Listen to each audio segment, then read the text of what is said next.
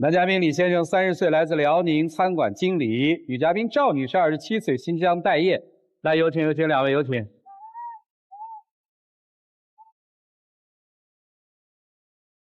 欢迎两位哈。你们俩是什么关系啊？夫妻，结婚几年啊？不到3个月。不到3个月啊？啊，对，我天哪！认识多久了？从认识到结婚1年。哦，从认识到结婚1年，就现在你们俩，这是从认识到现在第15个月是吧？不是，就是一共是1年。啊？哦，这是第12个月。行啊，差不太多。怎么认识的？我在沈阳出差，然后他在路边卖唱。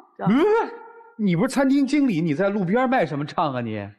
刚好休息嘛，晚上没什么事儿，在这边闲溜达啊。然后因为我以前也是说做乐队的。正好我看那天晚上有一哥们儿在旁边弹琴唱歌，我就看着挺手痒的，就跟他借着玩了一会儿。哦，对，然后呢？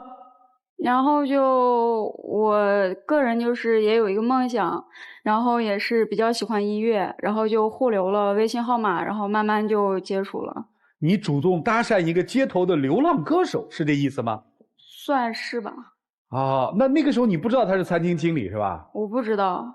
那你那个梦想是什么？我问问。我的梦想就是能够走遍中国的每一个角角落落吧，就以流浪的方式。啊，这是你的梦想是吧？对。所以一看这个流浪歌手，准备搭班跟他一起去流浪，是这意思吗？是。真的假的？真的。确实是真的，因为就是我们2个走到一起嘛，可能也是说，因为之前就是互留了微信嘛，然后聊一聊啊，觉着我们3观挺合的我们俩有个共同的梦想，所以就是因为这个我们走到一起的。我一直觉着我们2个之间是没什么问题的，但是我老婆认为我们2个之间有问题。那既然她认为我们有问题的话，那就让她来说吧，好吧？好，您说说啊。其实我们之间我觉得问题挺大的，就是从生活的琐碎也好，从这个梦想方面也好。他去年给我许诺说今年6月份咱们出发，就是到现在了也没去。然后我说那咱们不能去流浪，那咱们过稳定的生活，跟我生孩子，他也不跟我生。你是想要娃了是吧？不是，我觉得就是我也是27了，他是30了，再不生孩子的话就是高龄产妇了，就生孩子比较困难。为啥不生啊？人家要。因为刚刚也说了嘛，就是我们2个人从认识到结婚才1年的时间我觉着就是我们的经济基础还有点薄弱，现在养不起孩子，我觉得压力挺大的，所以说暂时不想要。行，这算一个理由啊，也不着急嘛，这个我可以理解。你老婆说你答应要跟人一起流浪，对吧？对。到现在你还没流浪，这是为什么？就是还是刚刚的那个问题，因为我们从认识的时候到结婚就整个1年的时间嘛，我没有想到就是我们2个这个进程会这么快。既然结婚了嘛，对不对？我觉得作为一个男人来讲，也要担负一定的责任了吧。我觉得就是流浪这个事儿啊，就是在现在来做的话有点理想化。您这流浪指的是什么意思啊？流浪不是指穷游，就是我要去走遍每一个好的地方或者不好的地方，我可以卖唱来生活，或者说是我带一台打印机，我可以去卖照片来生活。就是给一些穷的地方，你带着你的设备去给他们拍照片，是打印给他们收很低的费用，这块就是维持自己的生活这样子。那不需要什么钱啊。我也觉得不需要什么钱。对啊，我们2个才刚刚结婚没几个月，工作才刚算是稳定下来。如果说现在去做这个事情的话，我觉着双方父母都不好交代。这个我觉得大概都是浮在表面上的一些矛盾和冲突。你们俩在日常接触当中，你觉得你先生跟你认识他的时候，你们谈恋爱的时候是一个人吗？还是也有变化？我觉得变化挺大的，就是我和他认识的时候，他是一个比较无微不至的。刚开始我说我没有吃饭，他就能给我叫外卖；我生病了，他会给我买药吃，就是比较体贴。那结婚之后，我发现他不是这样的，就是他控制欲特别的强。控制欲强？对，他特别想控制我的所有的一切。打个比方，就是我买东西。就是我要买这个东西，如果我询问他的意见，就必须得按他的意见去做而且就是我不能反驳，不能有任何的不愿意。为啥？我老婆说这个事情，我承认可能是有一点，就是在我的观念里因为我一直也是做管理层，可能说对工作上的一些东西吧带到生活当中了，在我的印象中就是我可以给你足够的自由，你去想做什么都可以，不用来问我。你想要自由可以，但是你要是询问我的意见的话，我希望是最好是按照我的意思去做。关键是我听完他的意见之后还会生气。之前就是我俩一块儿出去玩，那天就是我想穿一条黑裙子，然后他说给我洗了，我那时候就已经把那个就是黑色丝袜套上了，他说洗了行，然后给我丢了一件就是比较颜色鲜艳一点的裙子，我就换了一条肉色的丝袜，他又给我扔过来一条黑裙子，然后让我换上，我就又换上了，还是听他的话换上了，换上之后我就说那件衣服有点厚也比较崩，然后他就特别生气那种。那天是怎么的呢？他就问我说我那裙子呢？我说可能是洗了吧，就是没找到。然后他就换了一套自己觉得比较舒适的衣服。不是那件裙子也是你丢给我的呀？是不是你要穿的呀？啊，是不是你丢的呀？他要穿我才丢给他的呀。哎呀，你说那条黑色的洗了，然后你就穿这个丢给我的，然后我就穿了，你又给我丢另外一件，我又换下来了。先让我把这件事情说完好吗？先让我说完行不行？我可以继续了吗？那个你要征求我的意见，那就算了吧，别说了吧。不，那我不是你不是征求我的意见吗？我这人也是这样，我给你充分的自由，让你在我这厂里说话。你要征求我的意见，你得听我的，要不然我就生气。那你生气吧，我还要继续说。那不行，就不能说了，对不对？好，接着说吧，接着说吧。是这样，就是因为他既然换上了，我认为就是说没什么问题了呀。既然是心甘情愿去答应做这件事，你愿意做这件事情，我不心甘情愿，我没让你说，你非要说，说完之后你让我说好，你说我怎么心甘情愿？那你不穿呢？所以啊，很别扭吧？是。你其实说一句有什么了不起呢？心眼太小了。还有别的吗？还有就是做家务的问题。做家务就是结婚之前的话，我问过他，我说你平时做家务吗？他说我做。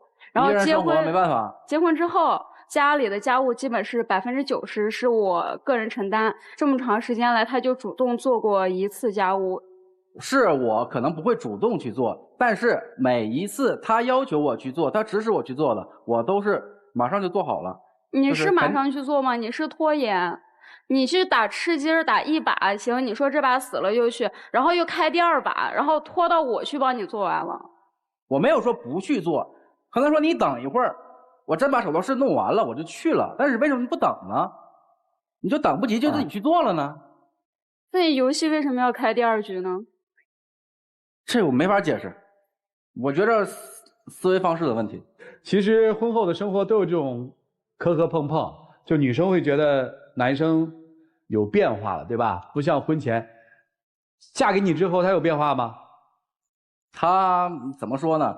他特别喜欢去逼我尝试一些他认为特别好的东西，比如有一次我跟他回老家，跟他闺蜜一起吃饭，喝一种饮料叫格瓦斯。这个东西您觉得好喝啊？这个东西我喝过一次，我这一辈子都不想再喝了，可能是我个人口味的问题啊。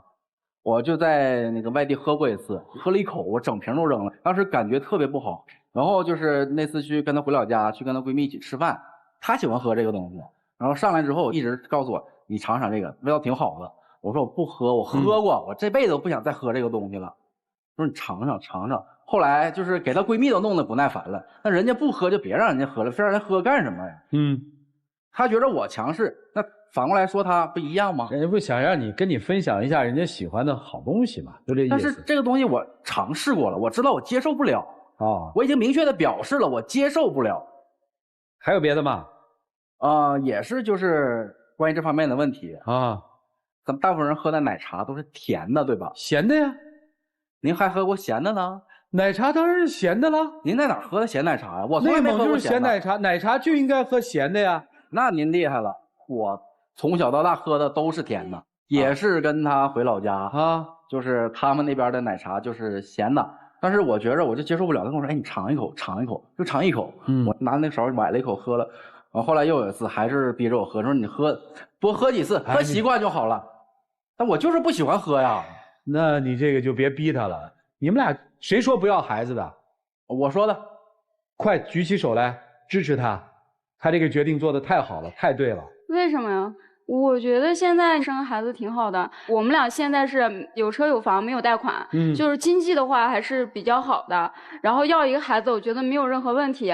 那如果说你给不了我一个孩子，那你圆我一个梦想呀，你梦想也给不了我，孩子也给不了我，你生活上你也不能给我足够的爱，那你到底想怎样？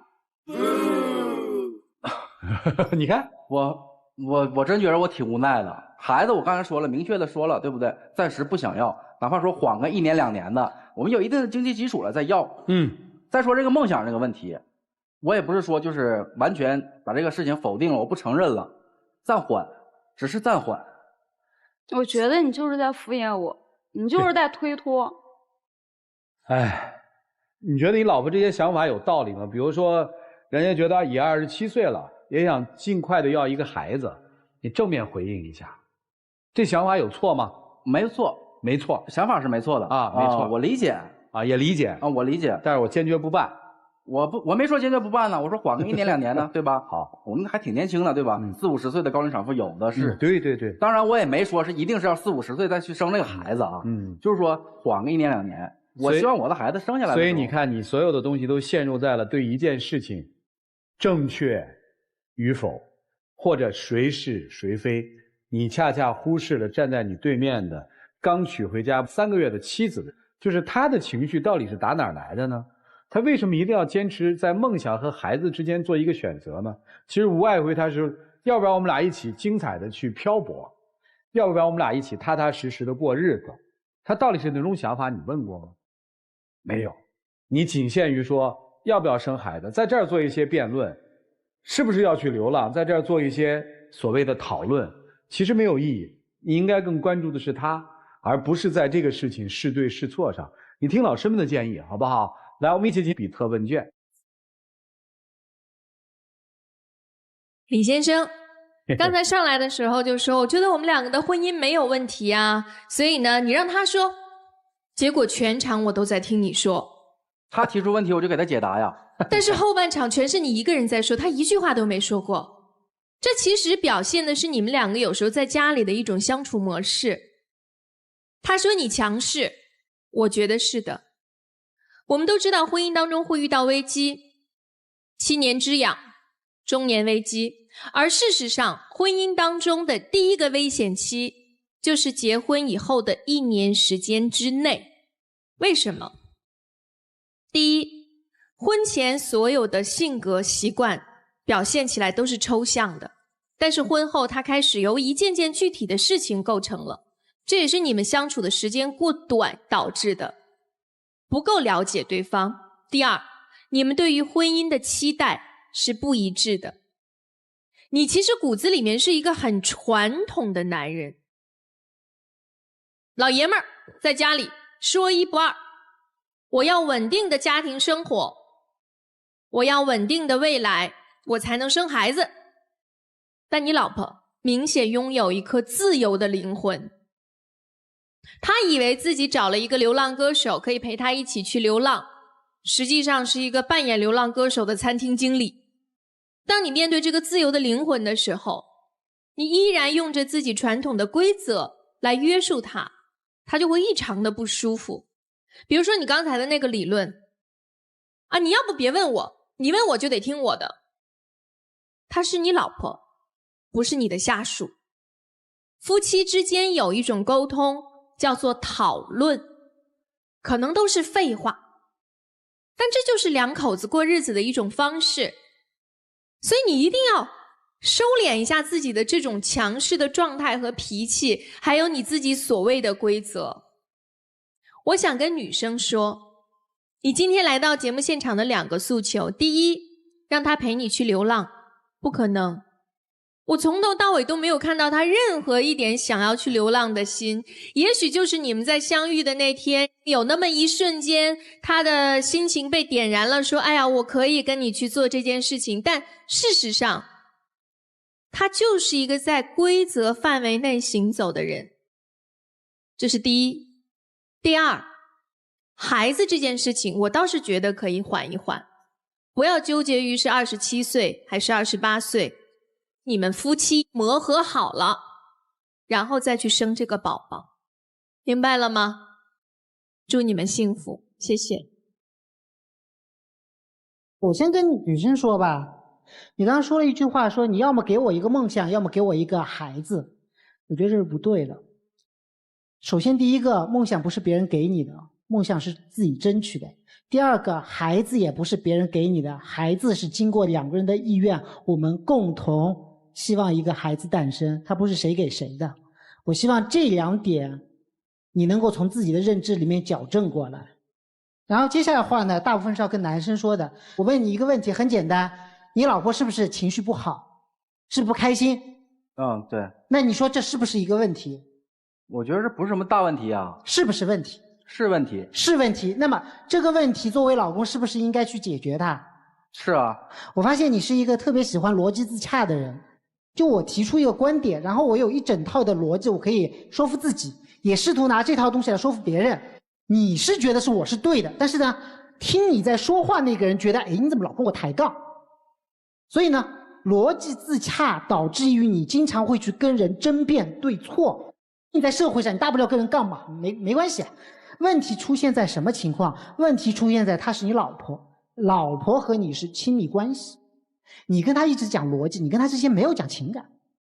当你一直在讲逻辑的时候，你其实缺了情感的交流。梦想也好，孩子也好，他要的是什么？他要的是情感嘛？他要的是情感的陪伴，他要的是你表达出爱，表达出关心。说白了，无非就是这样。作为老公最重要的一点，根本就不是跟老婆讲道理，而是让老婆感觉到开心的时候有人陪，难过的时候有人哄。时时刻刻身边的那个人不是一个机器，不是一台电脑，而是一个能陪在他身边温暖的人而已。就这样。我想问几个我整场都很困惑的事。你们一直在讲说太快结婚了，对吧？啊，对。我能倒回来问一下，所以为什么要这么快结婚吗？觉得特别喜欢他，但是也没有想到这么快就结婚。然后因为我们俩已经确立关系了嘛，想要结婚，就是我想娶她，我觉着我应该去见一下我未来的岳母，是，所以就跟他回老家了。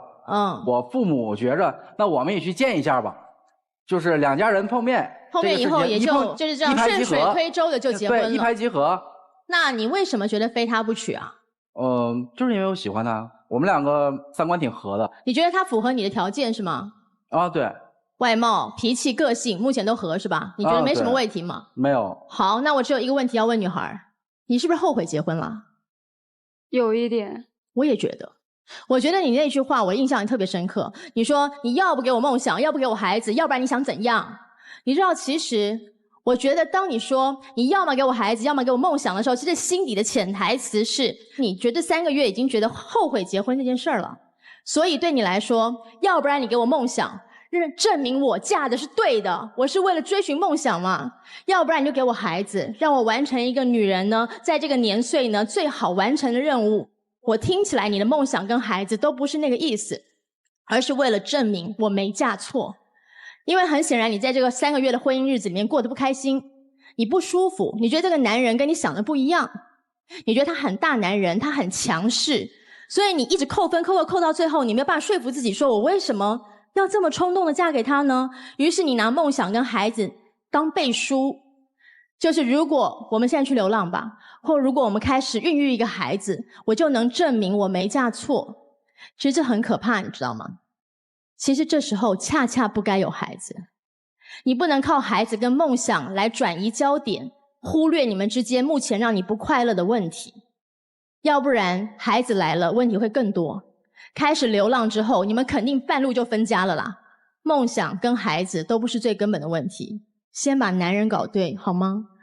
至于这位大哥，如果你觉得你太太不快乐这个问题不是你的问题，那你们的问题就大了。什么叫婚姻呢？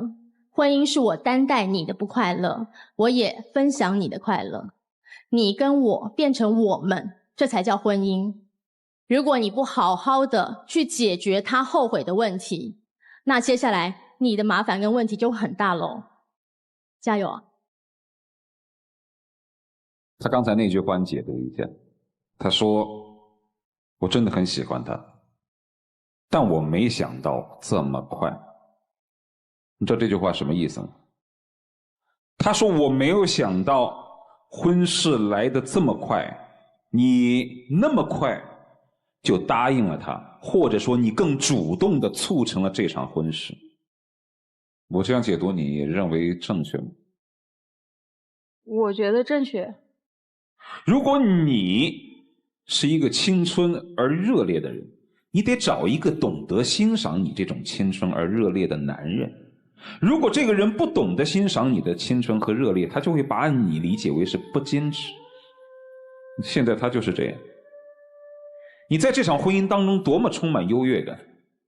男人讲理的确是男人的本性，但并不代表男人没有感性的部分。如果一个男人觉得这个女人我来之不易，他当然会注重你的感受，但他没有，他一副跟你要公事公办的样子跟你谈理。你想想看，是不是觉得自己当初太快了？很明显嘛，女人再怎么想流浪，找到了家都不愿意流浪。而且要孩子和要流浪的梦想本来就是背道而驰的，你无非就是要关怀嘛，你无非就是像寇乃馨老师所说，要证明自己嫁得值嘛。当你想要证明自己嫁得值的时候，说明你已经意识到嫁得不值嘛，哪都不值嘛，是不是？我相信有些男人在年轻的时候的确不太想要孩子，但如果他真爱你，他知道要跟你过一辈子，他至少不会那么排斥要孩子。所以说明你没有注重他的感受。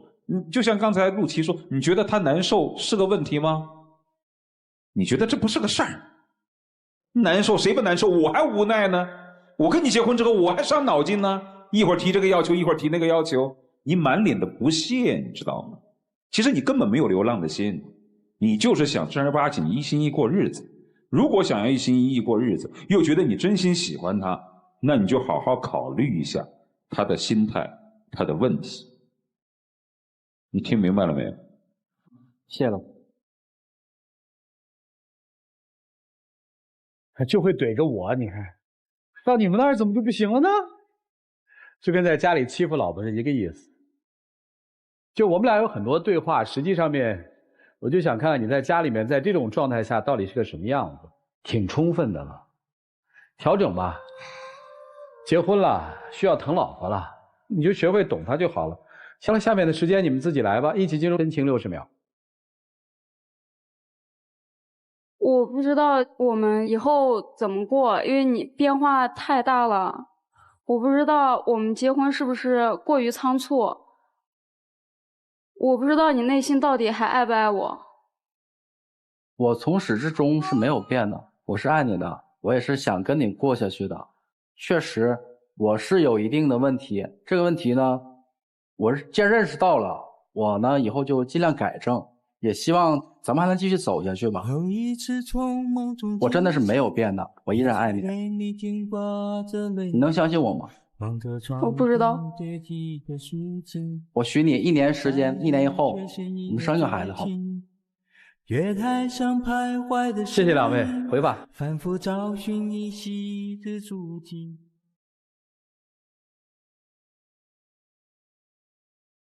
来，请关门。来看结果，请开门。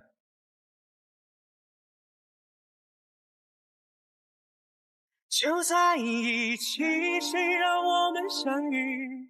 然后的日子，我们一起相依。我会成全你，我会纵容你。给你提一个建议啊，兄弟，你要真的让他心里舒服，至少你得学会喝新疆的奶茶，这就是基本融入人家的这个文化的一种方式啊。而且那奶茶多好喝，对吧？来，有请我们的小话筒，有请。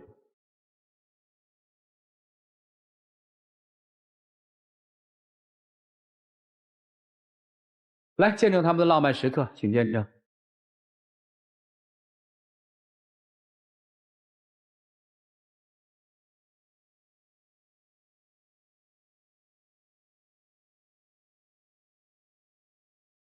在爱里等着你，来，礼物送给你们啊！哦，谢谢主持人，谢谢你们，祝你们开心啊！请回。